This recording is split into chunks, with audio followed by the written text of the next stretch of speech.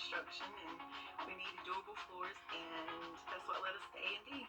We love that they were a locally family-owned business, and they have a friendly and knowledgeable staff. A&D has a beautiful showroom with a lot of options to choose from. We ended up with the Mannington Wheat. It makes their home very inviting. They did a phenomenal job throughout the whole process. We would highly recommend A&D to anyone looking for new flooring. A&D Carpets and Hardwood. Come see us today.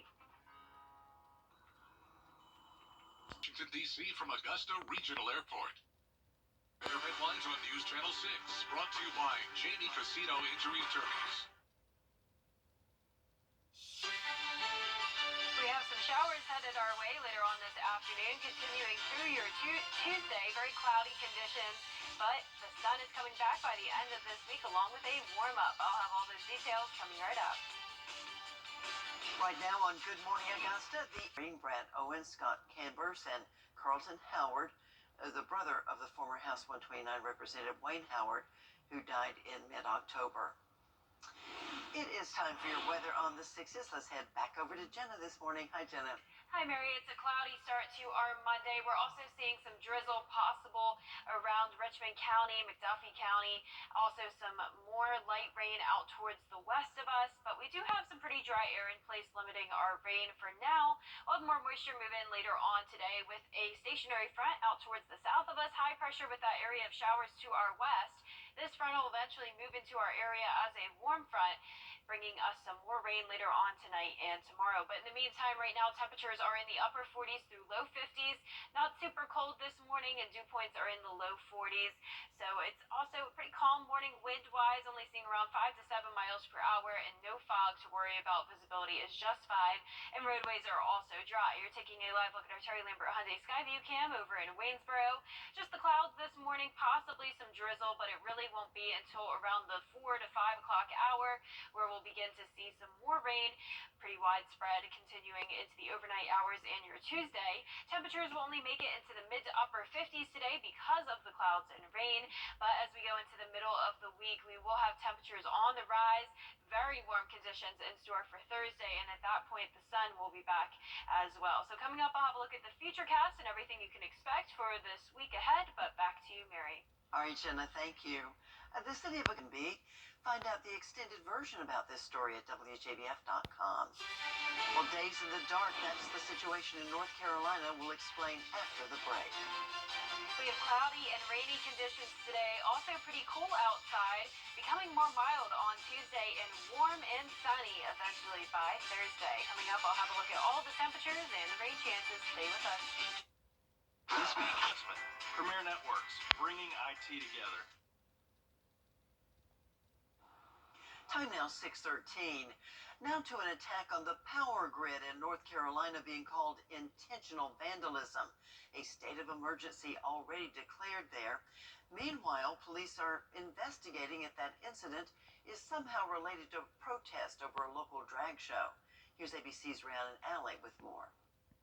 Tens of thousands of people in North Carolina are preparing to be without electricity for days after gunfire damaged 2 electrical substations. Evidence at the scene indicated that showed that the firearm had been used to disable the equipment. An estimated 45,000 customers lost power Saturday night when authorities say someone opened fire on the substations in Moore County, damaging multiple pieces of equipment. Authorities say some areas may have no power until Thursday. Unlike perhaps a storm where you can go in and reroute power somewhere else, that was not an option in this case. Entire towns have no working traffic lights, and with cold temperatures in the forecast, a shelter has been opened at a local sports complex.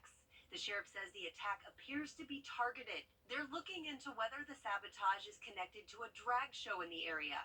Earlier Saturday, a crowd gathered outside a theater to protest a drag show that night. The theater lost power 40 minutes into the show. The audience using their phones to light the room. Whenever we band together and we come together, we are stronger than any sort of opposition that we are met with. Since the shooting at Club Q in Colorado Springs last month, authorities say hate speech targeting LGBTQ people has increased online. In North Carolina, authorities say there is no evidence yet connecting the drag show and the attack on the power grid. No group has stepped up to acknowledge or accept that they're the ones that done it. So, yeah, I call them cowards. Rhiannon Alley, ABC News, New York. Kids might need a sweater as they head out the door to the bus stop this morning, Jenna. Yeah, cool start to the day, also very overcast, and as we go into the afternoon, temperatures won't be rising too drastically due to the clouds and some rain we'll be seeing. Rain should hold off by the time school is let out, but pick up around 4 o'clock, continuing into the overnight hours. Coming up, I'll have a look at the featurecast with the timing of everything, so stay with us. The live. Okay, got it. Time to get the foundation checked out. From foundation repair to crawl space repair, we'll remove all the drama of keeping your home healthy. Now, your most accurate forecast with WJBF Live Viper 6. Good Monday morning. We're starting out very overcast with comfortable temperatures. You really don't need to bundle up when headed out the door, and you also don't have to worry about any rain just yet. Dry outside. You're taking a live look at our Terry Lambert Hyundai Skyview cam over at the airport. Winds are calm as well here at Augusta. 53 as our temperature. Dew point of 43, so it's still pretty dry across the area, preventing much rain from falling at this time. A little bit cooler up in Saluda at 43 degrees. Edgefield waking up to 48. 49 in Aiken. 52 this morning in Barnwell. 54 over in Sandersville. Now, as for satellite and radar, we have a lot of cloud cover, and we even have some light rain possible around Columbia and Richmond County. I do think most of this rain is evaporating before hitting the ground, though, since it is pretty dry. High pressure is over to the west of us with a batch of showers stretching from Mississippi over into Alabama. We also have a stationary front to our south, and this will eventually lift into the area as a warm front, increasing our rain chances later on tonight and tomorrow. Now, looking closer at that area of rain, notice not a lot of heavy downpours, also no thunderstorms with this system. This will just continue to move towards the east later on today, bringing us some widespread light rain and some of that on Tuesday as well. So as I mentioned, this warm front will move into our area, not only bringing us the showers, but also some warmer temperatures, especially by Thursday. So we're increasing by nearly 10 degrees for Tuesday, up to 68 degrees. So this will be the last cool day for a while. Then we're going to be up to 75 on Wednesday, near 80 on Thursday, and then another cold front will drop us back down into those low to mid 60s to finish off the week. Now, as for the farmer's forecast, still looking pretty dry. We could definitely use some rain, and that will help out today. 60% chance of rain in the forecast, and for your Tuesday, a similar story. Rain chances at 50%. Now, it's looking dry Wednesday and Thursday. Isolated showers are possible into the weekend, though, as well. So it is a pretty rainy first week of December, very cloudy as well, and that's what we'll be seeing this morning. Widespread cloud cover. Most of the rain coming in will evaporate before reaching us, but by 5 o'clock, that's when we'll increase our moisture, and that's when I expect the widespread showers with a few heavier downpours coming into the area. This pushes towards the south by 8 o'clock, bringing more rain on the way on Tuesday morning as well. So when you head out the door Tuesday, it'll be different from today. It will be wet outside, so you'll want to prepare for that. Slick roadways expected throughout the day Tuesday with on and off showers. Once again, some pockets of heavy rain as well Tuesday evening with those clouds persisting. Now, as for those rainfall totals, not looking too impressive today, staying under half an inch in Augusta, around a quarter of an inch in Aiken. Higher amounts anywhere from Washington to Crawfordville, near an inch of rain.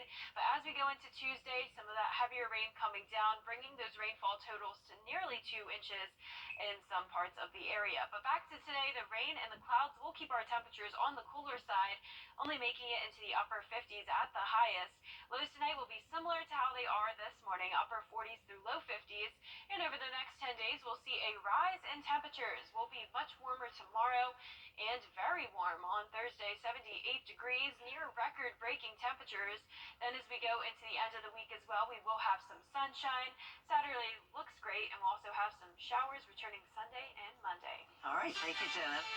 Coming up next, well, it's a conference championship, if you watched any of it. No matter what, Watson was asked by a reporter in his post-game press conference if he felt any remorse for the actions that led to his suspension.